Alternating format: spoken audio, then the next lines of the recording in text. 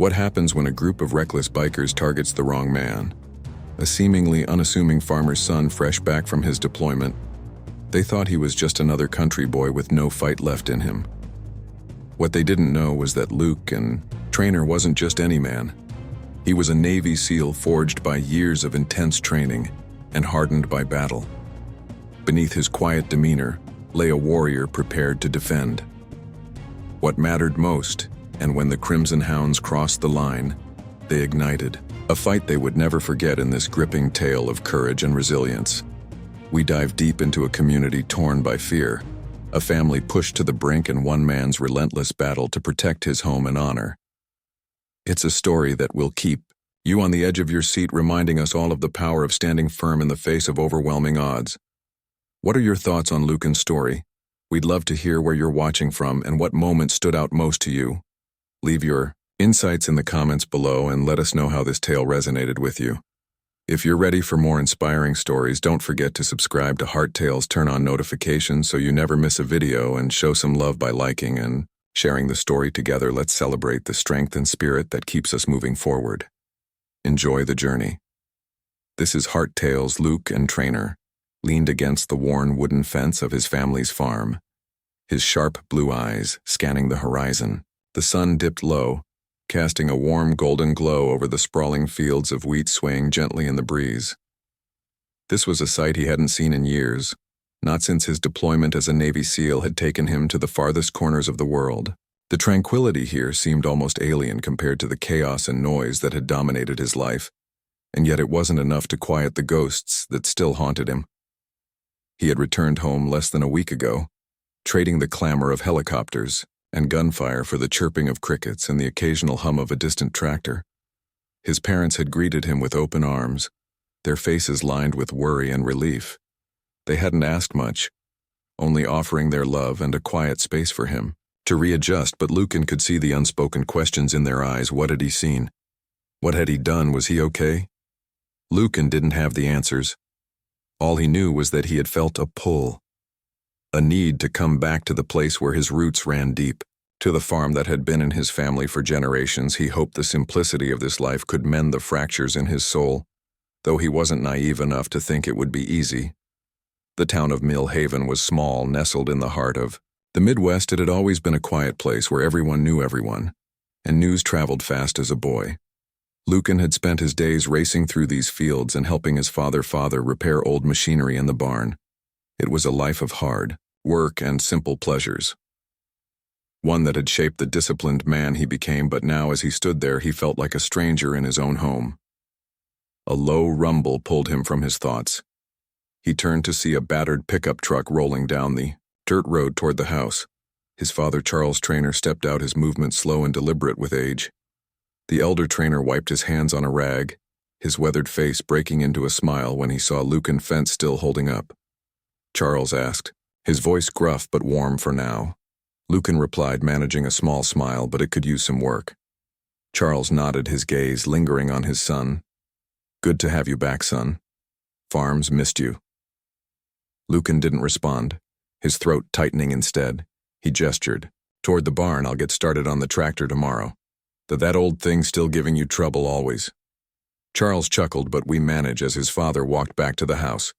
Lucan remained by the fence, the weight of his return settling heavily. On his shoulders he had hoped for peace, but he knew it wouldn't come easily. Not with the memories that clung to him, and certainly not with the looming presence of the Crimson Hounds. The Hounds were a local biker gang that had taken root in Miley Haven during Lucan's absence. Their leader, Dean Forrester, was a brash and arrogant man, with a penchant for causing trouble under his reign. The gang had transformed from a ragtag group of misfits into a well-organized force that extorted businesses, harassed locals, and claimed the roads as their own. Lucan had heard about them before he returned, but seeing their influence firsthand was a different story. At first he had tried to ignore them, focusing instead on the work that needed to be done around the farm. But it wasn't long before their presence became impossible to overlook. He had seen them in town, their motorcycles roaring down the streets as they jeered at anyone who dared cross their path. He had heard the stories of shopkeepers, forced to pay protection fees of teenagers lured into their fold and of those who had tried to stand up to them and paid the price. Lucan knew trouble when he saw it, and the Crimson Hounds are of it, but he hadn't come back to Millhaven to fight.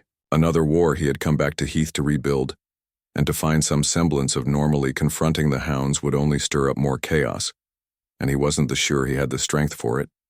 For now he told himself he would stay out of their way. But deep down he knew it was only a matter of time before their paths crossed the Millhaven.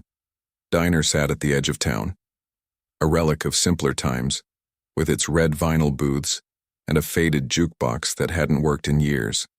It was the kind of place where the air smelled like freshly brewed coffee and fried bacon, where the locals gathered to trade stories and gossip over stacks of pancakes. Lucan hadn't been back here since his teenage years. But today he found himself drawn to it, hoping for a brief reprieve from the thoughts that swirled in his head. The bell above the door jingled as he stepped inside. A few heads turned their eyes, lighting up with recognition. There were murmurs of welcome back and good to see you, Lucan. But most of the patrons quickly returned to their conversations. He appreciated the subtlety. Small towns had a way of making everyone's business their own, but they also respected the space of those who needed it. Lucan slid into a corner booth, his back instinctively to the wall, a habit from years of always needing to know what was behind him. He ordered a black coffee and a plate of eggs from Mary, the elderly waitress who had worked here since he was a boy. She gave him a warm smile, though her eyes betrayed the same concern he had seen from so many others. He thanked her quietly and settled into the silence. The quiet didn't last long. The low growl of motorcycle engines echoed outside, growing louder until they roared to a stop. In the diner's small parking lot, Lucan's jaw tightened as he recognized the unmistakable rumble of the Crimson Hounds. Moments later, the door swung open and in strutted Dean Forrester, flanked by two of his cronies, Raven Thorne and Ivy Lindale. The air in the diner seemed to shift, a tangible tension spreading like wildfire. Dean's boots clunked heavily against the tiled floor as he made his way to the counter, his leather jacket creaking with each movement. His presence was magnetic, but not in a way that inspired admiration, rather. It demanded attention, radiating arrogance and menace. "Morning, folks," Dean said, his voice dripping with mock politeness. He tossed a toothpick from his mouth onto the counter. "Lovely day, isn't it?" "No one," answered the other patrons, kept their heads down, their hands gripping their coffee mugs a little tighter. Even Mary, who had never let anyone intimidate her, seemed hesitant as she approached to take his order. Lucan stayed still, his eyes fixed on the steaming cup of coffee in front of him. He could feel Dean's gaze sweep over the room, lingering for a moment. When it landed on him, the silence stretched thin. "Well, look who we've got here." Dean drawled, a grin spreading across his face as he sauntered over to Lucan's booth. "The hometown hero. Heard you've been back for a few days now." "Trainer, welcome home, Lucan." "Didn't look up, Forrester," he said simply, his voice calm but carrying an edge. Dean slid into the seat across from him, ignoring the icy reception. Raven and Ivy leaned casually against the counter, their eyes darting between the two men like predators waiting for their cue to pounce. "You know?" Dean continued his grin, never wavering. "We were just talking about how nice it is to have someone of your caliber back in town, a Navy SEAL, no less, quite the big shot." Lucan met his gaze, then his expression unreadable. "If you're looking for a free meal, you're out of luck. Try working for it." A chuckle escaped Dean's throat, but there was no humor in it. "That's the thing, Trainer. You see, we've been doing a lot of work around here, keeping things running smoothly, making sure everyone stays safe." Maybe you've heard. Lucan's grip tightened around his coffee cup. But he didn't respond. He wasn't about to give Dean the satisfaction. "But you," Dean went on, leaning forward. "You've been gone so long, I'm not sure you understand how things work around here anymore. This town's changed, Trainer, and frankly, it doesn't seem like there's much room for a guy like you." The tension in the room was suffocating now, the other patrons frozen in place as they pretended not to listen. Lucan's silence only seemed to embolden Dean, who leaned back with a satisfied smirk. "Tell you what," Dean said, standing up and straightening his jacket. "Why don't you stick to your little farm and leave the rest to us? Wouldn't want you getting hurt now, would we?"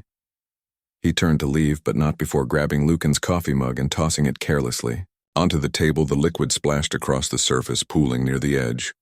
Raven and Ivy followed him out, their laughter echoing through the diner. as they mounted their bikes and roared away. The silence that followed was deafening. Luke and exhaled. Slowly, his jaw clenched tight. He reached for a napkin to clean up the mess, ignoring the stares of the other diners inside. However, a storm was brewing. It was only a matter of time. The days that followed the encounter at the diner were tense. Word traveled fast in Millhaven, and the locals spoke in hushed tones about the confrontation between Luke and Traynor, and Dean Forrester. For most of them, the Crimson Hounds were an unshakable force, a group that had cemented its dominance through fear and coercion. Seeing someone stand up to Dean even in silence was a spark of defiance that few had dared to let Lucan. However, kept his focus on the farm early mornings, found him mending fences, tending to crops, or repairing the battered tractor. That had seen better days. The physical labor was a welcome distraction, grounding him in routine and keeping the lingering memories of war at bay. But no amount of work could shake the feeling that trouble was brewing. It started subtly one morning, as Lucan prepared to take a load of hay into town. He found the tires of his truck slashed deep gouges, rendering them useless. He didn't have to guess who was responsible later that week. The barn door was found ajar, the lock broken, and several tools missing. While none of these incidents were catastrophic, they carried a clear message: the Crimson Hounds weren't finished with him. Charles Traynor noticed the tension in his son at dinner one evening. As they sat in the small kitchen with the soft hum of the radio in the background, he spoke. Up, you've been quiet lately," Charles said, his voice measured, quieter than usual even for you. Lucan looked up from his plate, his expression unreadable, just trying to keep things running. He replied, "There's a lot to do." Charles leaned back in his chair, crossing his arms. "I know that look, son. It's the same one you had when you decided to enlist. What's going on?" Lucan hesitated. The weight of his father's gaze is heavy on him. Finally, he sighed. "The hounds have been around making trouble. Nothing. I can't handle." Charles frowned. "Trouble like what? Slashed tires, missing tools, just them trying to get under my skin." Lucan said, his voice steady but low. "That gang's been nothing but bad news since they rolled into town." Charles muttered, shaking his head. "But don't let them bait you, Lucan. You fought bigger battles than them." This Lucan gave a small nod, but his mind was elsewhere. He didn't want to worry his father, but he knew the situation was escalating. The Crimson Hounds weren't just trying to intimidate him. They were testing him, pushing to see how far they could go before he pushed back. The breaking point came one evening as the sun dipped below the horizon, painting the sky in hues of orange and pink. Lucan had just finished securing the barn for the night when he heard the rumble of engines in the distance. His heart sank as the noise grew louder. A pack of motorcycles roaring up the dirt road that led to the farm. He stepped out onto the porch, his hands clenched into fists. At his sides, the Crimson Hounds came into view, their headlights cutting through the twilight. Dean Forrester was at the front, his posture relaxed yet commanding as he brought his bike to a halt just a few yards from the house behind him. Raven Thorne and Ivy Lindale dismounted, their expressions smug and expectant. "Evening, Traynor," Dean called out, his voice carrying over the growl of the engines. "Thought we'd stop by and check in on you, neighborly like." Lucan didn't respond, his eyes narrowing. As he watched them, he could see the glint of something in Dean's hand, a crowbar casually swung at his side. "We've been hearing a lot about you." Dean continued his tone, mocking the big bad Navy SEAL back to save the day. "Real heroic stuff. Get off my property," Lucan said evenly, his voice calm but firm. Dean chuckled, shaking his head. "See, that's not very welcoming of you, Traynor. We were hoping we could come to an understanding." "What kind of understanding?" Lucan asked, though he already knew the answer. Dean gestured toward the farm. "This place, it's prime real estate, plenty of room for expansion. We could use it. Of course, we'd compensate you generously enough for you and your old man to retire somewhere nice and sunny." "Not interested," Lucan replied, his tone leaving no room for negotiation. Dean's smile faded, replaced by a cold, hard edge. "That's a shame. It'd be easier for everyone if you just played along. But I get it.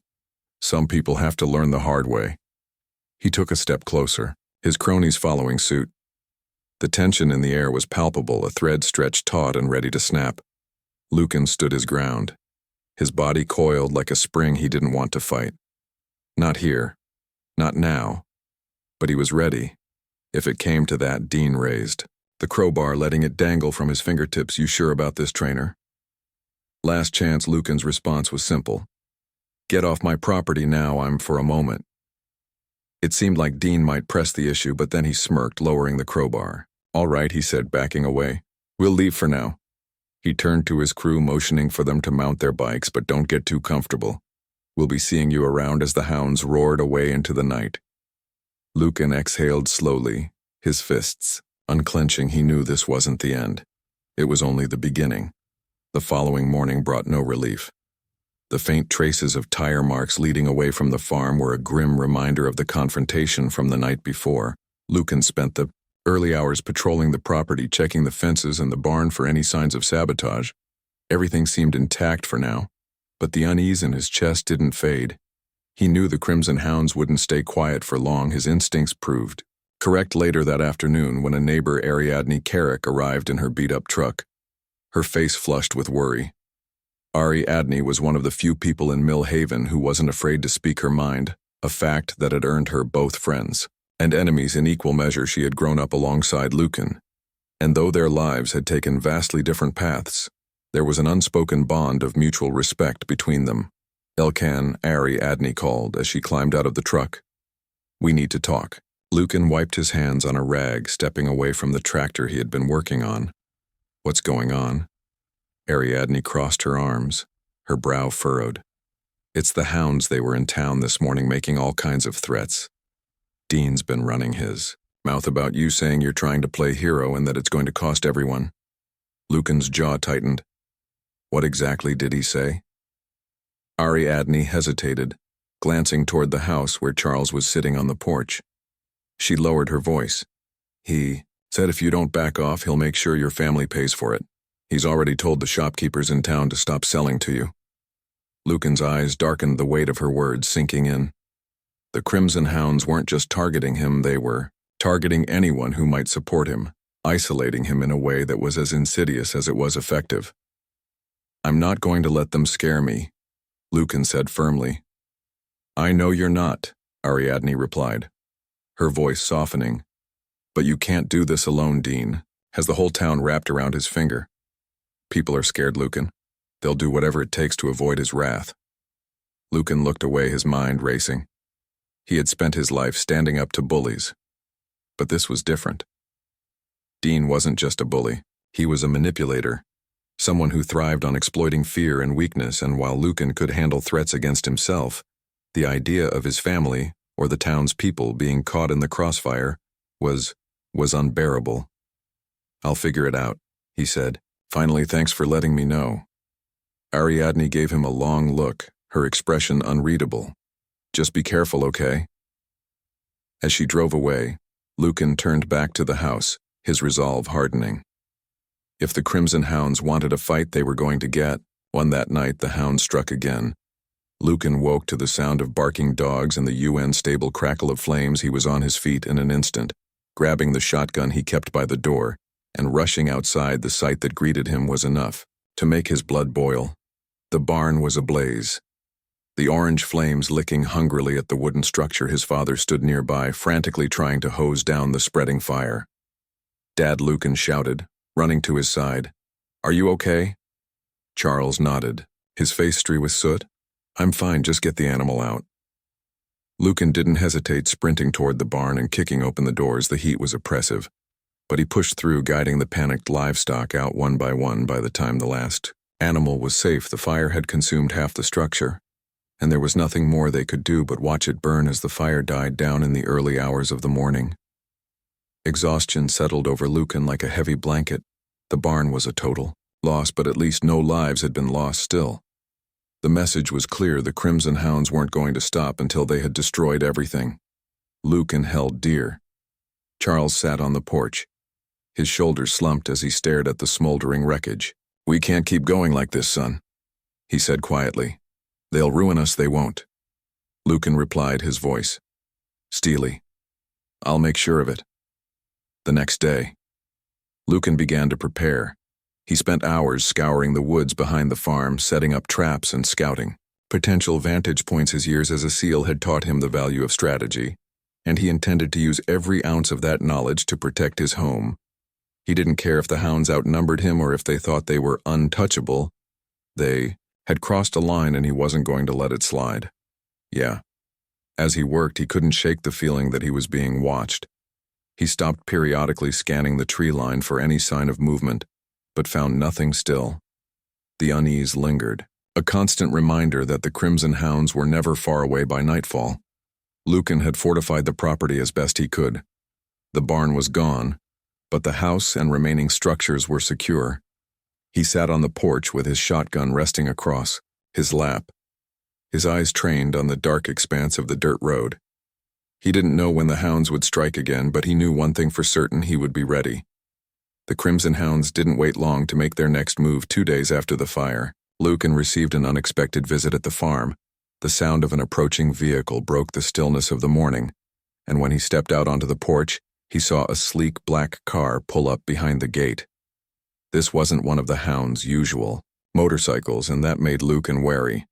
The driver's side door opened, and a man in a sharp suit stepped out, his movements deliberate and confident. He adjusted his tie as he approached the house, flashing a polite smile that didn't reach his eyes. "Mr. Trainer," the man said, stopping just short of the porch, "my name is Silas Greylock. I'm here on behalf of Dean Forrester." Lucan crossed his arms, his gaze narrowing. If Dean has something to say, he can say it himself. Silas chuckled, unbothered by the hostility. Dean prefers to avoid unnecessary confrations. I, on the other hand, specialize in resolving misunderstandings. Lucan didn't respond his silence and invitation for Silas to continue. "We're aware of the damage caused to your property," Silas said, gesturing toward the charred remains of the barn visible in the distance. "It's unfortunate, truly, but accidents happen. Wouldn't you agree?" Lucan's jaw tightened. "You call that an accident?" Silas held up a hand, his expression plating. "I'm not here to debate semantics, Mr. Trainer. I'm here to offer a solution. Dean is willing to overlook the tensions between you and his associates if you agree to a simple arrangement." Lucan raised an eyebrow. "And what arrangement would that be? Sell the farm?" Silas said, his tone matter of fact. "Dean has connections with developers who are very interested in this land.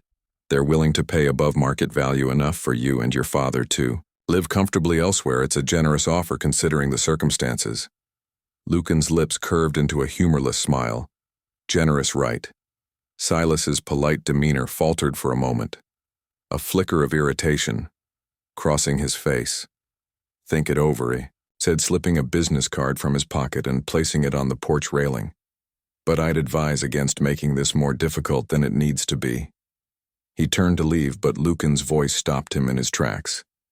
"Tell Dean," Lucan said, his tone cold, "that this farm isn't for sale, and if he wants a fight, he knows where to find me." Silas glanced back, his smile returning, though it was laced with condescension. "I'll pass along the message." As the black car disappeared down the dirt road, Lucan picked up the business card and studied it briefly before crumpling it in his fist. The Crimson Hounds weren't going to back off, and he knew it. They were pushing him to his limits, hoping he'd break. But if they thought he'd roll over and surrender, they didn't know who they were dealing with that evening. Lucan drove into town to stock up on supplies. The atmosphere at the general store was tense. The usual chatter and friendly greetings had been replaced by quiet murmurs and sidelong glances. The store clerk, a wiry man named Earl, greeted him with a strange smile. "Evening." Lucan, Earl said, ringing up the items on the counter. "Heard about the barn. Real sorry to hear that." "Thanks," Lucan replied. His tone clipped. He could tell Earl was holding something back. Earl hesitated, glancing around to make sure no one else was listening. "Look, I shouldn't be telling you this, but Dean's been spreading word around town, says anyone who helps you is going to regret it." Lucan's grip tightened on the counter. "Let me guess, he's threatening you too." Earl nodded reluctantly. "I've got kids, Lucan. I can't afford to cross him." Lucan exhaled slowly, forcing himself to remain calm. "I get it.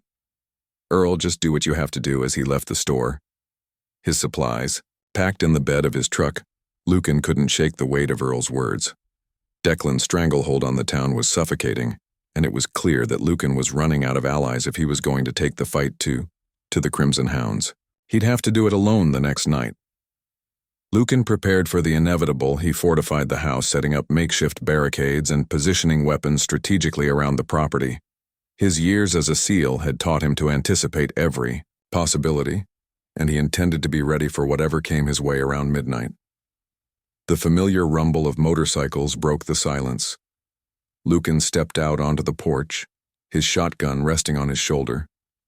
The crimson hounds were back their headlights, cutting through the darkness as they rolled up to the house. Dean was at the front, flanked by Raven and Ivy, their faces shadowed, but their intentions clear.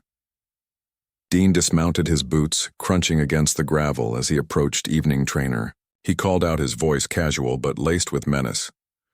"I see you've been busy expecting company." Lucan didn't respond. His eyes locked on Dean. The tension in the air was thick, the kind that made even the crickets fall silent. Dean smirked, gesturing to his crew. "Well, boys and girls, looks like our friend here's in the mood for a little party. Let's not disappoint him." As the hounds began to fan out, Lucan's grip on the shotgun tightened. The storm was about to break, and he was ready to face it, head on. Lucan didn't wait for them to make the first move as Dean barked orders to his crew. Lucan slipped back inside the house, locking the door behind him. The adrenaline pumping through his veins sharpened his focus. His mind racing through the strategies he had rehearsed, he wasn't going to let them dictate the terms of this fight. The first sound of breaking glass came from the rear of the house. Raven Thorne had smashed a window with a crowbar, her silhouette outlined by the dim moonlight. As she climbed inside, Lucan was waiting for her before she could fully enter. He swung a metal rod with precision, knocking the crowbar from her grasp and sending her stumbling backward. She cursed loudly, retreating through the broken window first. "Warning," Lucan muttered under his breath. Gripping the rod tightly, the sound of footsteps on the porch told him that more were coming.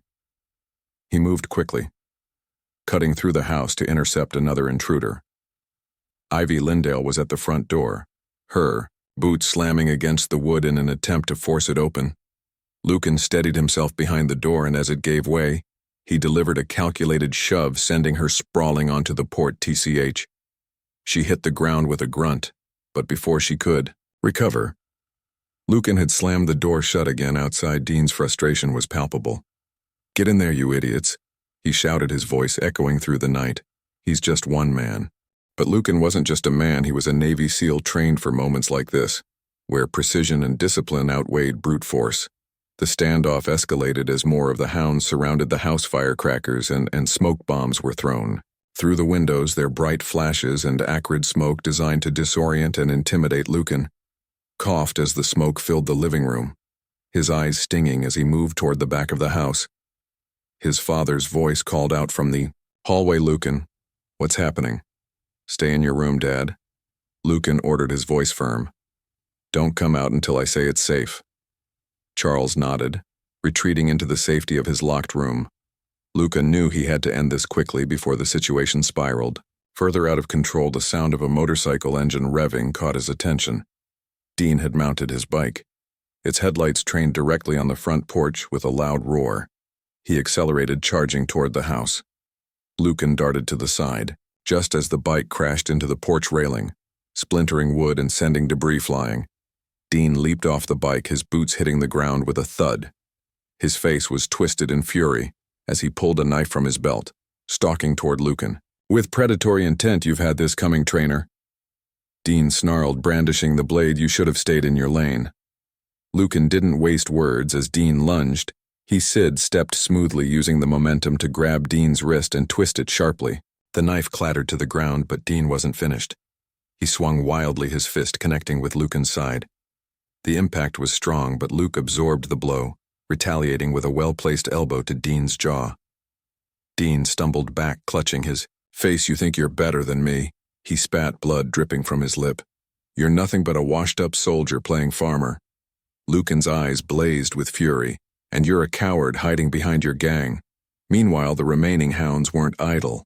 Raven and Ivy regrouped, coordinating their efforts to breach the house. They stormed through the back door, their weapons raised. Lucan saw them coming and moved quickly. Grabbing a heavy chair and using it as a makeshift shield, he charged at them, the force knocking both women off balance. Ivy hit the ground hard, her weapon skittering across the floor, while Raven managed to stay on her feet, swinging a bat in a wide arc.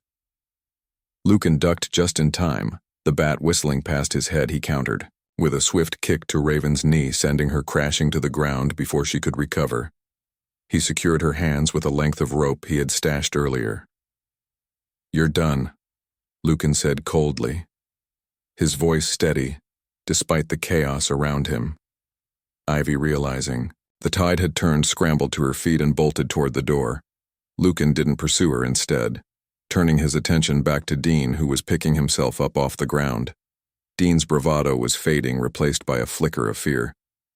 "This isn't over, trainer," he growled, backing away. "You don't know who you're messing with," Lucan advanced on him, his expression calm but unyielding. "You're right, I don't know you, and I don't care." To Dean's retreat was cut short as the distant wail of sirens reached their ears. Someone, perhaps Ariadne or another brave soul in the town, had called the sheriff. The sound seemed to drain the fight out of Dean, who cursed under his breath and gestured for his remaining crew to fall back. "This isn't over," Dean hissed one last time before disappearing into the shadows with the remnants of his gang. Lucan stood on the porch watching as the hounds fled into the night. His body ached from the fight, but he felt a grim sense of satisfaction for now. The farm was safe, but he knew the battle was far from over. As the sheriff's cruiser pulled up to the farm, the flashing red and blue lights illuminated the aftermath of the battle. Lucan stood in the middle of the chaos, his shirt torn and smeared with dirt, his chest rising and falling with the effort to catch his breath. Around him lay the evidence of the Crimson Hound's attack: shattered wood, scattered debris, and the smoldering remains of Dean's wrecked motorcycle.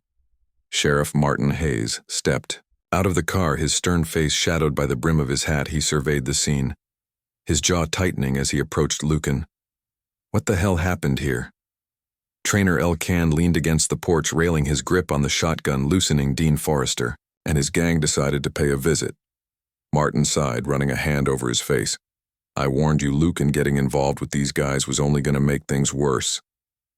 "I didn't get involved," Lucan said, his tone clipped. "They brought the fight to me." The sheriff glanced at the restrained Raven Thorne, who glared up at him from her position on the ground. "And what about her?" she broke in. Lucan replied, "I subdued her before she could do any real damage." Martin crouched down, his eyes narrowing as he addressed Raven. "You've got some nerve pulling a stunt like this." Raven smirked, her lip curling in defiance. "You think locking me up is going to change anything? Dean doesn't care about me. He'll be back, and next time he won't leave anyone standing." Lucan's jaw tightened, but he didn't respond. He already knew that Dean wasn't the type to back down. The Hound's retreat was a temporary reprieve, not a victory. Martin straightened, gesturing to the two deputies who had arrived with him. "Get her in. The car will deal with her at the station." As Raven was hauled away, Martin turned back to Lucan. "You've got to be careful, son. Dean's going to take this personally, and when he comes back, he's not going to hold back." "I know," Lucan said simply. Martin studied him for a moment, then nodded.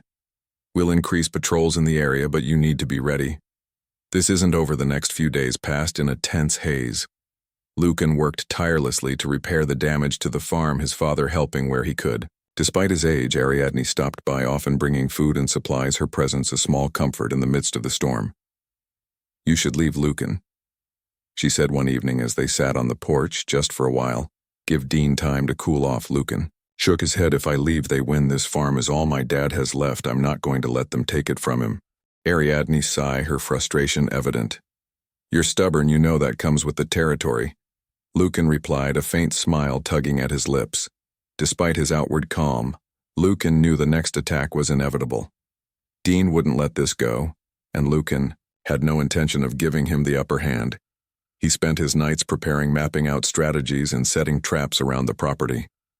The skills he had honed as a SEAL were second nature, and he used them to turn the farm into a fortress. The attack came at dawn, just as the first rays of sunlight broke over the horizon. Lucan was already awake, his senses attuned to the faint rumble of engines in the distance. He moved quickly, waking his father and guiding him to the reinforced basement. "Stay here," he instructed. "No matter what happens, don't come out until I say it's safe." Charles nodded, his face pale but determined. "You be careful, son." Lucan grabbed his weapons, a shotgun and a sidearm, and positioned himself near the front of the house. The Crimson Hounds arrived in force, their motorcycles kicking up clouds of dust as they sped down the dirt road. Dean was at the front, his face twisted in a mask of rage, flanked by Ivy Lindale and several other members of the gang. Trainer Dean shouted, his voice carrying over the roar of the bikes. You think you can humiliate me and get away with it? Think again. Lucan stepped onto the porch, his expression calm, but resolute. You should have walked away. Dean, this ends now. The gang dismounted, spreading out in a semicircle around the house. Dean's eyes gleamed with malice as he raised his hand, signaling the attack. The hounds moved as one, their weapons drawn, charging toward the house. Lucan didn't hesitate. He fired the first shot, a warning blast that scattered the front ranks and forced them to take cover. The traps he had set earlier sprang into action. Spikes hidden in the tall grass punctured tires, while tripwires sent several attackers sprawling. Ivy managed to dodge, the initial chaos, her sharp reflexes carrying her to the side of the house. She crouched low, her eyes scanning for an opening. Spotting Lucan in the doorway, she raised her weapon, but before she could fire, a shot rang out from the tree line. Ariadne stepped into view, her hunting rifle. Steady as she advanced. Told you I wouldn't let you do this alone. She called out, her voice firm. Lucan nodded in gratitude, his focus never wavering from the fight. Together they pushed back against the onslaught, their combined efforts creating a wall of resistance that the hounds couldn't break. Dean, however, wasn't so easily deterred. He barked orders, rallying his crew for another push. This time they focused their attack on the barn, hoping to draw Lucan and Ariadne out of their defensive positions. Dean's gang swarmed the barn like a pack of wolves, smashing through the doors with bats and crowbars. The old structure groaned under the assault, its timbers cracking as they worked to force Lucan out from his position near the house. Lucan's sharp eyes tracked their movements, assessing their strategy. They were trying to divide his attention, draw him out of his fortified position into open combat where they believed they'd have the upper hand. But Lucan wasn't about to fall into their trap. He gestured to Ariadne, who crouched behind a stack of hay bales near the tree line. Cover the left flank, he said. Don't let them regroup. Ariadne nodded, repositioning herself with precision. Her hunting rifle barked once, the sound cutting through the chaos as one of Dean's men dropped to the ground, clutching his leg. The gang hesitated, their momentum faltering as they realized they were being outmaneuvered. Dean, however, wasn't one to back down. He stood in the center of the barnyard, his face twisted with fury. As he barked orders, keep pushing, he can't hold us all off. Lucan moved swiftly, using the shadows of the early morning to his advantage. He circled around the side of the house, staying low as he approached the barn. His shotgun was slung over his shoulder, and in his hand he carried a crowbar, silent, effective, and deadly in close quarters. Inside the barn, Ivy Lindale was attempting to set a makeshift fire, her hands fumbling with a lighter as she tried to ignite a pile of hay. Lucan slipped in through a side door. His movement soundless as he approached. The faint click of the lighter was the only warning she got, before Lucan grabbed her wrist, twisting it sharply and forcing her to drop the flame. You picked the wrong fight, he said, his voice low and menacing. Ivy snarled, lashing out with her free hand, but Lucan deflected the blow easily. He drove her back against the wall, pinning her in place. With the crowbar pressed against her chest, call them off, he demanded. Go to hell. She spat, her eyes blazing with defiance. Lucan's jaw tightened. But before he could respond, the barn door was kicked open and Dean stormed in, his gun drawn. Let her go, trainer, he growled, his finger hovering over the trigger. Lucan didn't flinch. You've already lost, Dean. Your crew's falling apart and you know it. Dean's laugh was sharp and bitter. You think this is over? You've got no idea who you're messing with. Neither do you.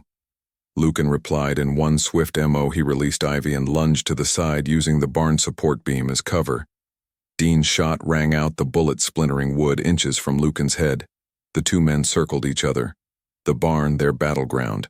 Dean was aggressive, firing wildly in an attempt to corner Lucan, but his rage made him sloppy.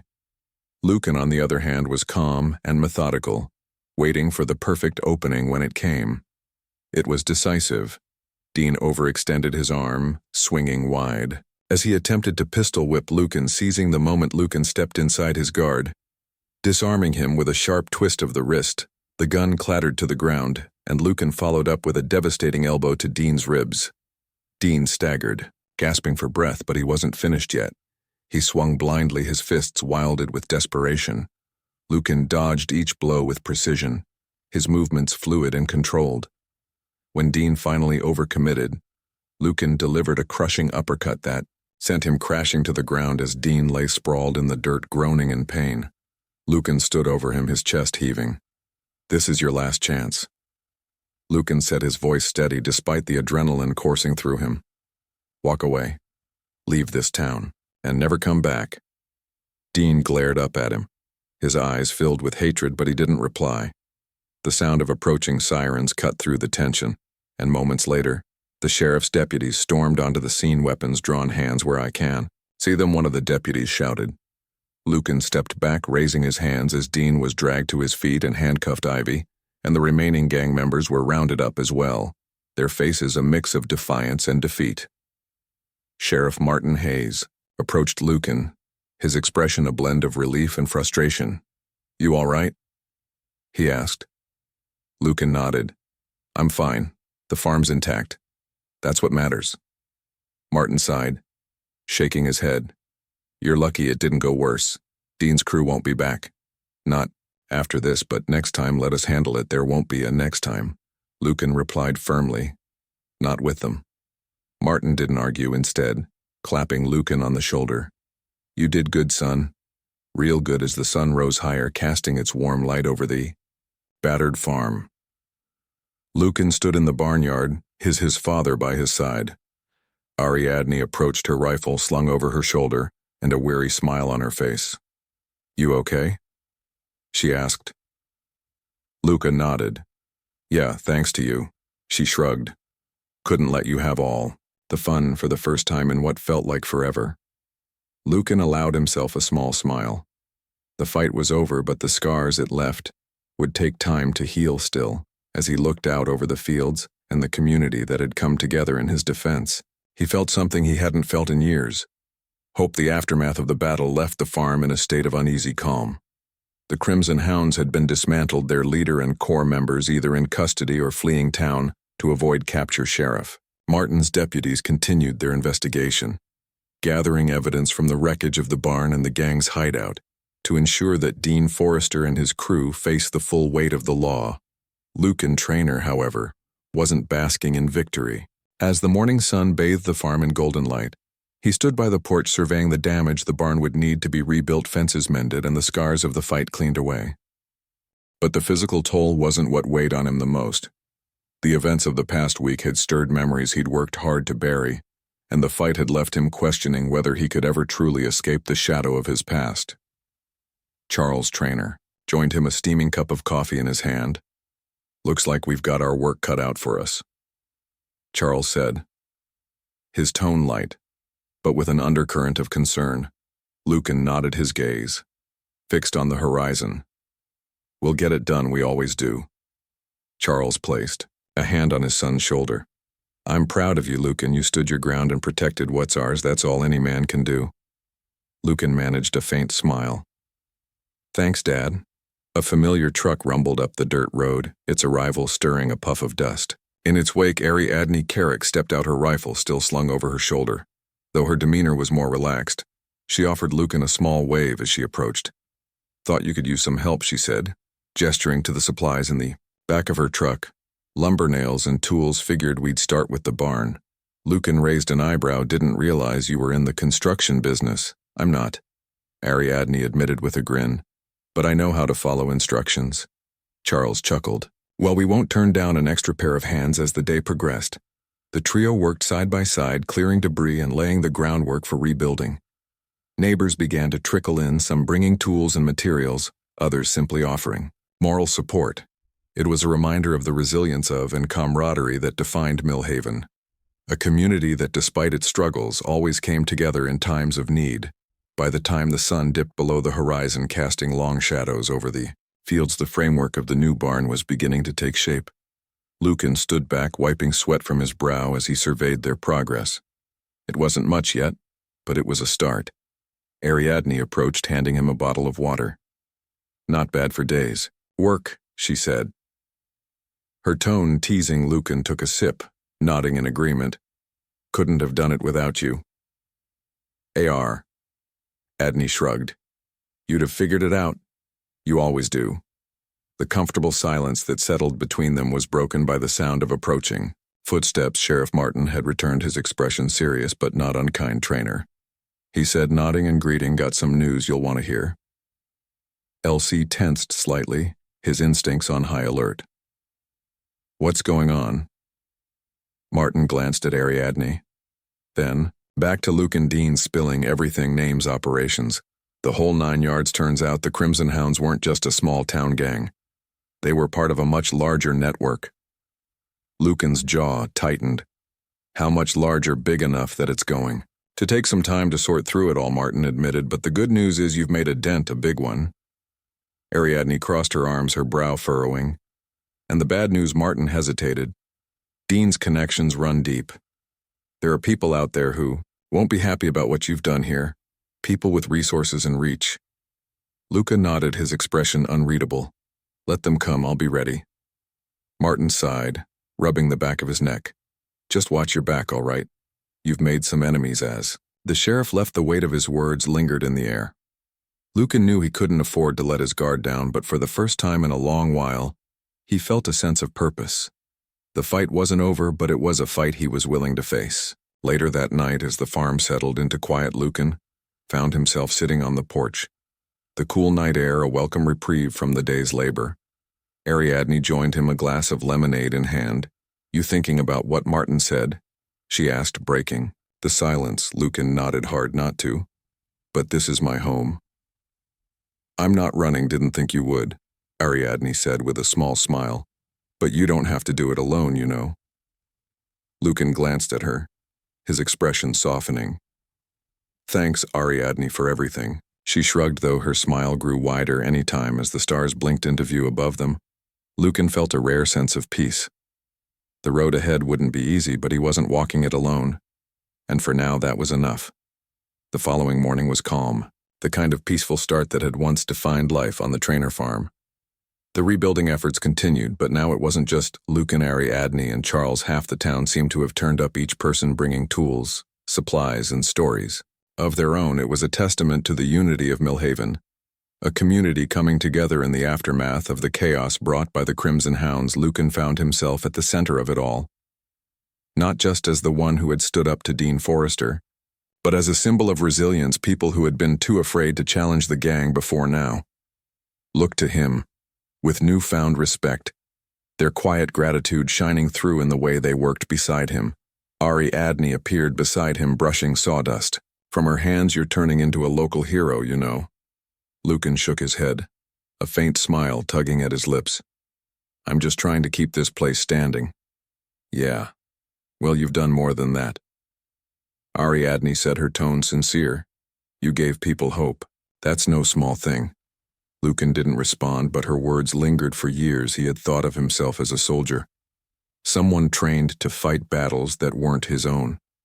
Yet here on his family's land, he had found a battle worth fighting, a fight, not just for his home, but for the people who called Millhaven home too. By the time the barn was fully rebuilt, the farm felt like it had regained some of its former vitality. The once charred skeleton of the structure now stood tall and strong, a testament to the collective effort of the community. As the last nail was hammered in, a cheer went up from the gathered crowd, their laughter and applause filling the air. Charles Trainer stood beside his son, his expression filled with pride. Your mother would have loved this, he said quietly, his voice thick with emotion. Seeing everyone come together like this, Lucan nodded, his throat tightening. She would have been out here bossing everyone around. Charles chuckled, the sound bittersweet. That she would, as the crowd began to disperse, offering their final words of encouragement and promises to visit. Soon Ariadne lingered. She leaned against the barn door, her arms crossed as she watched Lucan with a thoughtful expression. You okay? She asked. Lucan nodded. Yeah, for the first time in a while I think I am. But peace in Millhaven was never guaranteed. A week after the barn was finished, Lucan received an unexpected visitor. Sheriff Martin arrived at the farm, his cruiser kicking up dust. As it rolled down the driveway, the look on his face told Lucan everything he needed to know. Trouble was brewing again. What is it this time? Lucan asked, as Martin stepped out of the car. Martin handed him a folded piece of paper. This came in this. Morning, Dean's people aren't happy about what happened here. They've put out word that anyone tied to you is fair game. Lucan unfolded the paper, his eyes scanning the crude note. It was a thinly veiled threat warning of retaliation against Millhaven, and anyone who had stood with him, his jaw tightened. As he folded the note back up, "They're bluffing," Lucan said, though he didn't entirely believe it. "Maybe," Martin replied, "but I wouldn't count on it. These kinds of people don't like to lose."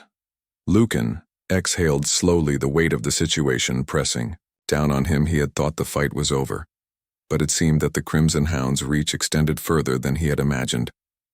That evening, Lucan called a meeting with Ariadne and a few trusted neighbors. They gathered in the newly rebuilt barn, the air thick with tension as they discussed their options. "We can't let them intimidate us," Ariadne said firmly. "If we back down now, they'll think they can walk all over us." "She's right," said one of the neighbors, an older man named Hank, "but we're not soldiers, Lucan. We can't fight them the way you can." Lucan leaned against the wall, his arms crossed as he listened. "We're not going to fight them head-on," he said. "That's what they want. But we can make it clear that Millhaven isn't an easy target." Over the next few days, Lucan worked with the community to fortify their defenses. They installed floodlights around the town's perimeter, set up cameras to monitor activity, and organized patrols to keep watch at night. It wasn't much, but it was enough to send a message: Millhaven wasn't going to roll over. The retaliation came in the form of a small group of outsiders, hired muscle sent by the remnants of the Crimson Hounds. They arrived in the dead of night, their dark SUVs creeping into town with the intent of catching Millhaven off guard. But Lucan and his team were ready as the intruders attempted to break into the general store. Floodlights snapped on, illuminating the street like a stage. Lucan stepped out from the shadows. His shotgun held steady in his hands. Beside him stood Ariadne, her rifle aimed with deadly precision. "This is private property," Lucan called out, his voice calm but commanding. "You've got 5 seconds to turn around and leave." The intruders hesitated, their confidence faltering under the scrutiny of the lights and the armed townsfolk who began to emerge from their homes. They had expected an easy target, not a coordinated response. One of them, a tall man with a scar across his cheek, stepped forward. "You think you can scare us? We've handled worse than a bunch of farmers with guns." Lucan's eyes didn't waver. "Try me for a moment," it seemed like. The intruders might push their luck, but the sight of the townsfolk standing united their determination. Evident in every face was enough to make them think twice. They retreated to their vehicles, their engines roaring as they sped away into the night. As the dust settled, the townspeople gathered in the square, their relief palpable. Lucan stood at the center, his presence a quiet reassurance to those around him. "They won't be back," he said, his voice steady. "Not if we stick together." Ariadne stepped forward, her eyes meeting his. "You saved this town. Lucan, don't downplay that." Lucan shook his head. "We saved it together." As the crowd dispersed, Lucan felt a hand on his shoulder. He turned to see Charles, his father's face lined with pride and gratitude. "Your mother would have been proud," Charles said softly. Lucan smiled. "I hope so." As the first light of dawn broke over the horizon, Millhaven stood stronger than ever. The scars of the past weeks would take time to heal, but the town had proven that it wouldn't be broken, and for Lucan, the farm had become more than just a home. It was a symbol of resilience, a reminder that even in the face of darkness there was always a reason to fight. And so the story of Lucan, Trainer, and the battle for Millhaven comes to a close, leaving us with powerful lessons about resilience, courage, and the strength of community when faced with overwhelming odds. Lucan stood firm not just for himself but for his family and the town he called home. It's a testament to how even in the darkest moments unity and determination can light the way. What do you think about Lucan's journey? Did his unwavering resolve inspire you? Let us know in the comments below. We'd love to hear your thoughts on the story, your favorite moments, or even how it made you reflect on challenges in your own life. Your insights are what make this channel a community worth sharing. If you enjoyed this story, don't forget to give it a big thumbs up. Share it with someone who loves a tale of triumph, and most importantly, hit that subscribe button to join the Heart Tales family. Don't forget to ring the bell so you never miss another story that stirs your soul and warms your heart. Thank you for being part of this journey. Stay tuned for more stories that remind us of the power of the human spirit. Until next time, take care, and we'll see you in the next tale from the Black Girl Fight Back.